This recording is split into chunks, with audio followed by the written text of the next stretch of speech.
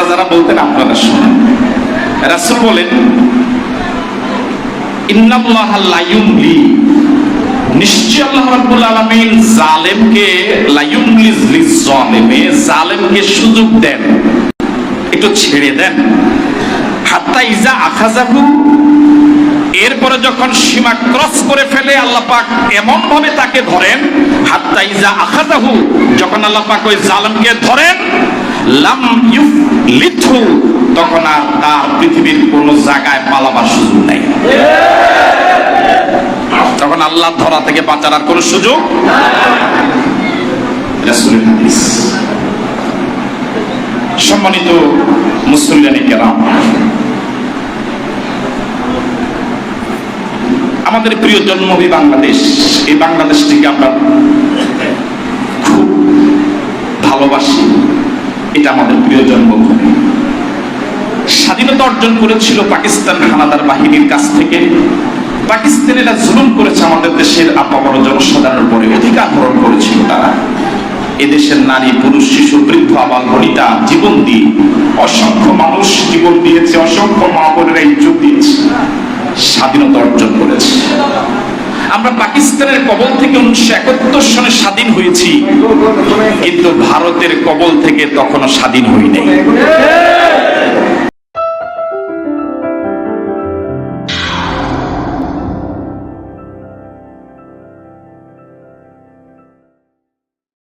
আমাদের দেশের তরুণ সমাজ, ছাত্র সমাজ তাদের বুকের তাজা রক্ত ঢেলে দিয়ে গোটা জাতিকে ভারতের কাছ থেকে স্বাধীনতা অর্জন করে দিয়েছে 5ই আগস্ট। 5ই আগস্ট এদেশের তৌহিদি জনতার স্বাধীনতা দিবস, বিজয় দিবস। বিজয় দিবস।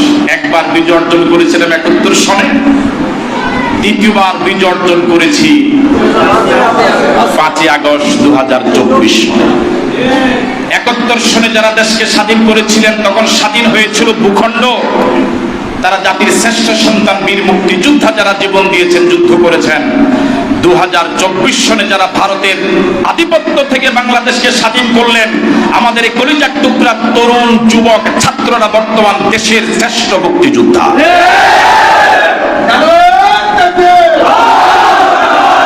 তারাই শ্রেষ্ঠ সন্তান। ছাত্রদেরকে আগে আমরা শিক্ষক মানুষ, আমরা স্নেহ করতাম,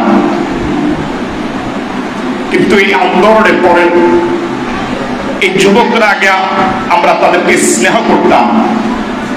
কিন্তু বাংলাদেশে আমাদের বাক স্বাধীনতা ফিরিয়ে দেওয়ার, দেশটাকে আবার স্বাধীন করার, জীবন দিয়ে গুলির সামনে সাহসিকতার সাথে পৃথিবীকে চ্যালেঞ্জ করে গুলির সামনে দাঁড়িয়ে তারা যে বিরল দৃষ্টান্ত স্থাপন করেছে, এখন শুধু তাদেরকে স্নেহ নয়, এখন তাদেরকে মন থেকে শ্রদ্ধা করি। মুরব্বীরা যেটা পারে নাই, যুবকরা আমাদেরকে পথ দেখিয়েছে, অন্ধকার থেকে আলোর পথে এনেছে।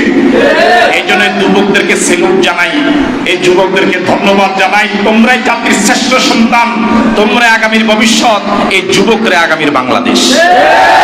এই যুবকরাই প্রেরণার উৎস, এই যুবকরাই সাহসের পিরামিড।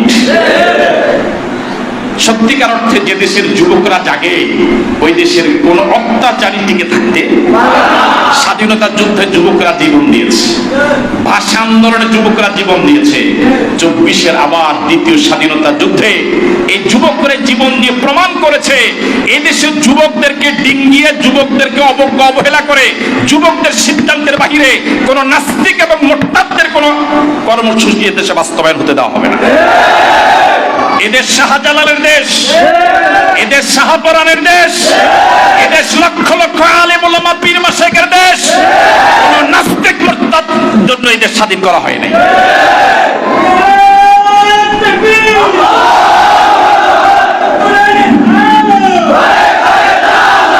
জি, আগের জুলুমের কথাটা একটু স্মরণ করুন। কথাটা আমি এভাবে শুরু করি, যে সন্তান, যে ছেলে মেয়ে তার মা এবং বাবার অবদানকে ভুলে যায়, মা এবং বাবা কি পরিমাণ কষ্ট করে তাকে লেখাপড়া করিয়েছে, তাকে মানুষ বানিয়েছে, বড় করেছে, এ সন্তান একটু বড় হওয়ার পরে যদি মা বাবার সে কষ্টের কথাটা ভুলে যায়, স্মৃতিতে না রাখে, ওই সন্তানের কাছ থেকে মা বাবা এহসান পাওয়া তো দূরের কথা, ইনসাফও পায় না।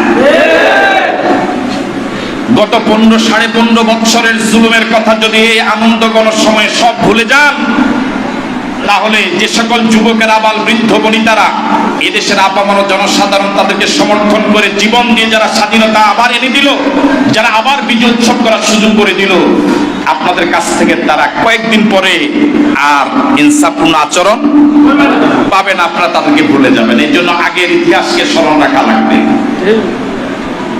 ওলামায়ে কেরাম ঘরে বসেও গোপনেও একটা প্রোগ্রাম করতে পারতো না, গোপন বৈঠক করে জঙ্গি বলে গ্রেফতার করা হতো। যারা এই নাটকগুলো সাজিয়েছে তারা হাজার কোটি টাকা, হাজার হাজার কোটি টাকা, গরিবদের রক্ত চোষা ঘাম ভিজানো হাজার হাজার কোটি টাকা বিদেশে পাচার করেছে। বাংলাদেশ থেকে বিগত 15.5 বছরে 11 লক্ষ কোটি টাকা বিদেশে পাচার হয়েছে। বর্তমান বাংলাদেশ যে পরিমাণ ঋণ আছে বিদেশের কাছে, যে পরিমাণ টাকা পাচার হয়েছে, ওই পাচারকৃত টাকাগুলো যদি বাংলাদেশে আনা হয় তাহলে বাংলাদেশ আর ঋণগ্রস্ত থাকবে না।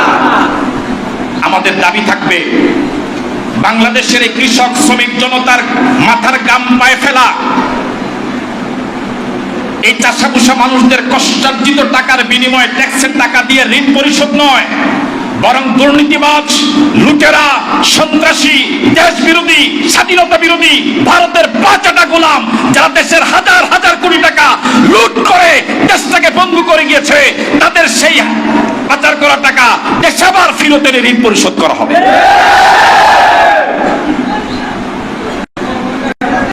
মুক্তিযোদ্ধারা 71 সনে দেশের জন্য স্বাধীন করে নাই। এদেশের গরিব দিন দিন গরিব হবে, ধনী দিন দিন ধনী হবে। যে দেশের রাষ্ট্রপ্রধান মিডিয়ার সামনে হাস্যাস বাস্যাস হাসি মনে হাসি মুখে বলতে পারে আমার অফিসের পিয়ন 400 কোটি টাকার মালিক, যদি লজ্জা থাকতো, নির্লজ্জ বেহায়া, তাহলে মিডিয়ার সামনে কথা বলার সাহস পেত না যে আমার অফিসের পিয়ন 400 কোটি টাকার মালিক, সে হেলিকপ্টার ছাড়া চলে না। সুন্দর আলী যদি এত কালো হয়, কালো মিয়া না জানি কত কালো। 400 কোটি টাকার মালিক যদি শুধু ফিওনে হয়, মুরব্বী না জানি কত গরিব।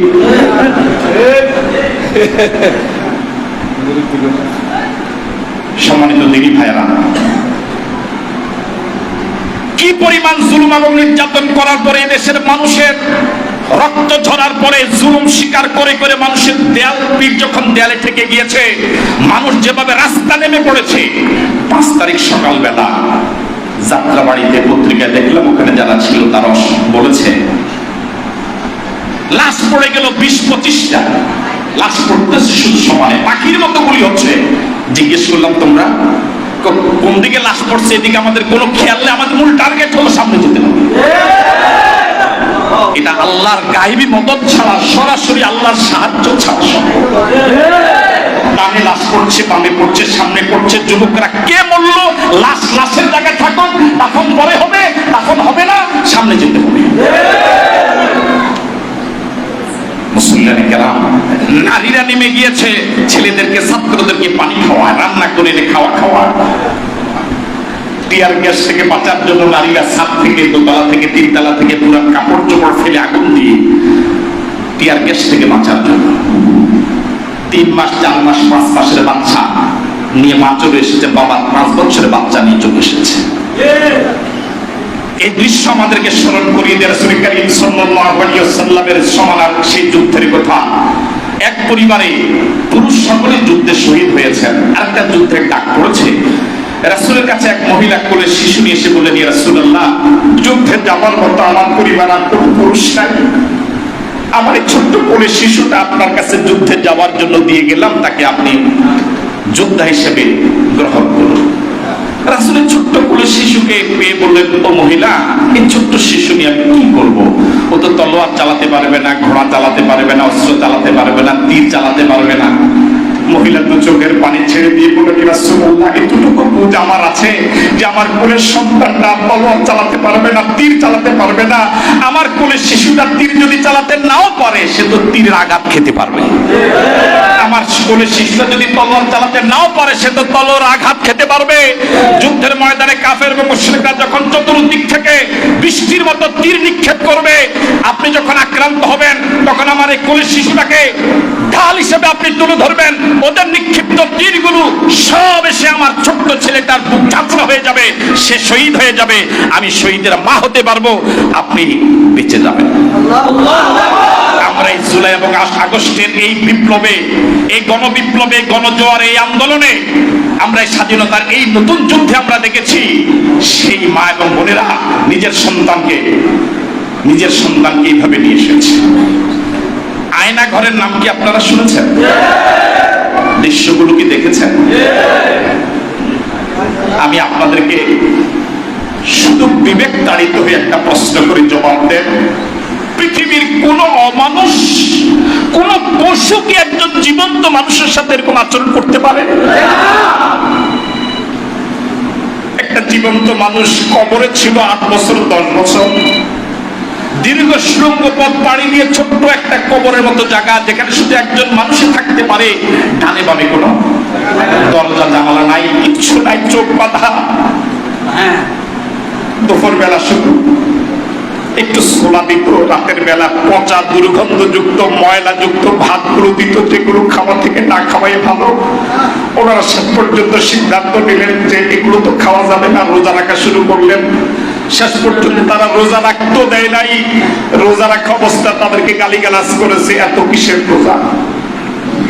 ওনাদেরকে নামাজের সময় পর্যন্ত বলে দেওয়া হতো না যে এটা জোহরের সময়, এটা আসরের সময়। ওনারা আন্দাজ করে করে, অনুমান করে করে নামাজ পড়তেন।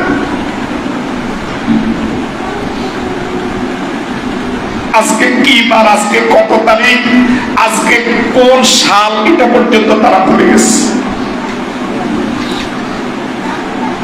একজন সে আয়না ঘর থেকে মুক্ত হওয়ার পরে, এটা যে 2024 সাল উনি জানেন না, এটাকে 2024 সাল না 2025, এটাকে আজকে কিছুই জানে না।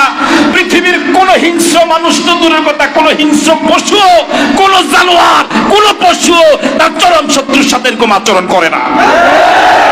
আল্লাহ আছে যে বুঝেন, আল্লাহ আছে যে বুঝেন, মাজলুমদের চোখের পানি যে আল্লাহ কবুল করেছে বুঝেন। আমাদের কি অপরাধ ছিল, কি অন্যায় ছিল আমাদের?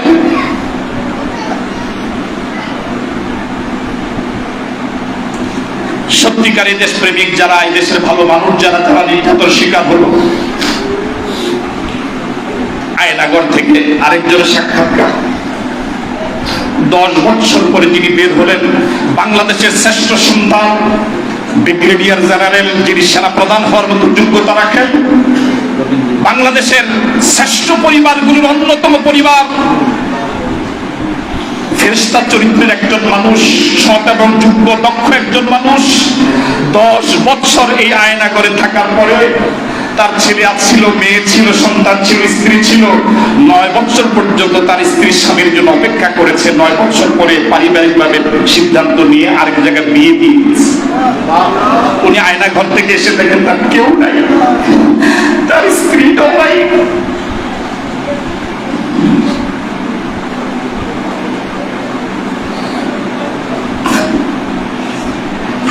নয় 10 বছর পর্যন্ত একটা কবরের পরিবেশে চোখ বাঁধা অবস্থায় আপনি কয়দিন থাকতে পারবেন?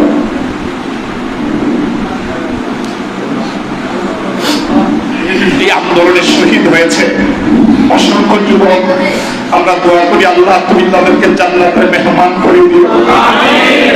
আজকে আমরা জুমার দিনে জুমার নামাজ পড়তে এসেছি, কিন্তু এখন অসংখ্য যুবক, ছাত্র যুবক হাসপাতালের বেডে মৃত্যু যন্ত্রণা কাতরাচ্ছে। কারো হাত নাই, কারো পাও নাই, কারো চোখ নাই। কেউ আপনার আজীবনের জন্য অন্ধ হয়ে গেছে, কেউ আজীবনের জন্য পঙ্গু হয়ে গেছে, কেউ টাকার উপরে চিকিৎসা করতে পারছে না। আবার কেউ এরকম আছে তার ছেলে মরে গেছে, বেওয়ারিশ লাশ হিসেবে দাফন করা হয়েছে। মা আছে, বাবা আছে, পরিবার আছে, সব আছে, কিন্তু ছেলেটাকে বেওয়ারিশ হিসেবে দাফন করা। আল্লাহ, তোমার শুকরিয়া কিভাবে আদায় করব, তোমার শুকরিয়া কিভাবে আদায় করব আল্লাহ, তোমার শুকরিয়া কিভাবে আদায় করব আল্লাহ। 5 বছর পরে আমি আজ আমার প্রিয় প্রতিষ্ঠান, এই প্রতিষ্ঠানটা অনেক ছোট, কিন্তু এই প্রতিষ্ঠানের সাথে আমার হৃদয় জড়িত, আমি এটাকে অনেক ভালোবাসি, অনেক ভালোবাসি। আমি বলেছি আমি ইমামতি করলে মেহেদি করব, আমি যদি আর মেহেদি ইমামতি করতে না পারি আমি আর কোথাও করবো না। আমার এই প্রিয় প্রতিষ্ঠানের সাথে আমার হৃদয় জড়িত। এই মুরব্বীরা, কমিটির লোকেরা, যুবকরা, আপনারা বিশ্বাস করেন আজকে যারা মেহমান হিসেবে এসেছেন তারা যে কি পরিমাণ শ্রদ্ধা আলেমদেরকে করে, কি পরিমাণ তারা ভালোবাসে, কি পরিমাণ তারা আমাকে অনুসরণ করে চলে, কি পরিমাণ তারা আমাকে আনুগত্য করে চলে, এটা আমি বুঝাতে পারবো না। বেতন নয়, বরং তাদের এই ভালোবাসা, তাদের এই ভালোবাসা প্রতি মাসে কোটি কোটি টাকা বেতনের সমতুল্য।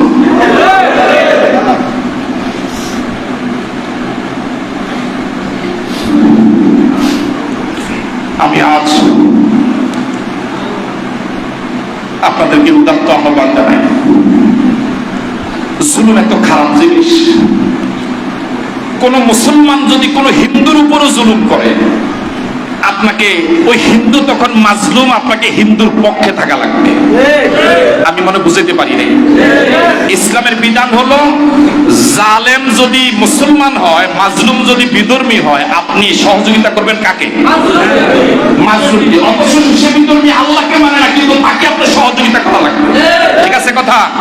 সুতরাং মাজলুম এত গুরুত্বপূর্ণ, রাসূল বলেছেন ইত্তাকি দাওয়াতাল মাজলুম, তুমি মাজলুমের বদদুয়া থেকে নিজেকে বাঁচাও। কেননা মাজলুমের বদদুয়া আর আল্লাহর মাঝে কোনো পর্দা নাই। মাজলুম বদদুয়া দিলেই এটা কবুল হয়ে যায়, হয় কোনটা নগদ হয়, কোনটা একটু সময় নেওয়া হয়। মাজলুমের বদদুয়া যে কবুল হয়, প্রমাণ কি পাইছেন? প্রমাণ কি পেয়েছেন?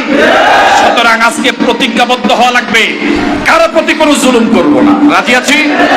কারো প্রতি কোনো অন্যায় করব না, কাউকে অন্যায় ভাবে গালি দেব না, কাউকে আজ এভাবে রাজনৈতিক হয়রানির শিকার করব না। ঠিক আছে কথা? আমাদের বাংলাদেশ আমাদের প্রিয় জন্মভূমি, এই দেশটাকে আমরা জীবন দিয়ে ভালোবাসি। এই দেশটাকে আমরা জীবন দিয়ে ভালোবাসার কারণে আমরা চাই এই দেশটা দুর্নীতি মুক্ত হোক, এই দেশটা সন্ত্রাস মাদক মুক্ত হোক।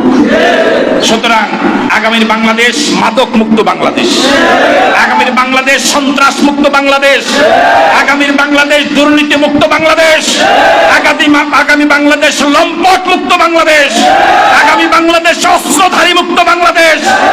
সুতরাং যুবকরা সারা দেশে বৈষম্য বিরোধী আন্দোলন করেছে। প্রত্যেক পাড়ায় মহল্লায় হয়তো ঘোষণা আসবে, সংঘবদ্ধ থেকে কোন লোক যেন অন্যায়ভাবে কারো দিকে চোখ রাঙিয়ে কথা বলতে না পারে। যে হাত মাজলুমের দিকে উঠবে, হাত ভেঙে চুরমার করে দেওয়া হবে। যে চোখ কোন মানুষের প্রতি অন্যায়ভাবে তাকানো হবে, চোখ উফড়ে ফেলা হবে। অন্যায়ভাবে কোন মাজলুমের দিকে যে পা যাবে, সে পাকে ভেঙে দেওয়া হবে। এই দেশ কারো বাবার নয়। কথায় কথা দেশ ছাড়ো। যাদেরকে দেশ ছাড়তে বলা হলো 15 বছর, তারা এই দেশে আছে, মরে গেল কবর এই দেশে হয়েছে। যারা ঘোষণা দিয়েছে দেশ ছাড়ো, এই দেশে থাকার জন্য সময় পেয়েছে মাত্র 45 মিনিট। কবর এই দেশে হওয়ার সম্ভাবনা 99%। কয়গুলো আছে? ওয়াতিলকাল আইয়ামু নুদাবিলুহা বাইনান নাস। সব ক্ষমতার একমাত্র মালিককে, সব ক্ষমতার একমাত্র মালিককে। এখন অনেকে এসে বলে আমি আসলে আপনাদেরই ছিলাম, এতদিন বলি নাই। একমত কি করছি? আছেন তো আপনারা? অনেকে এখন এসে বলে আমি আসলে আবুল হোসেন ভাই আপনারে বলতেছি, আপনারে ছিলাম, এখন কি?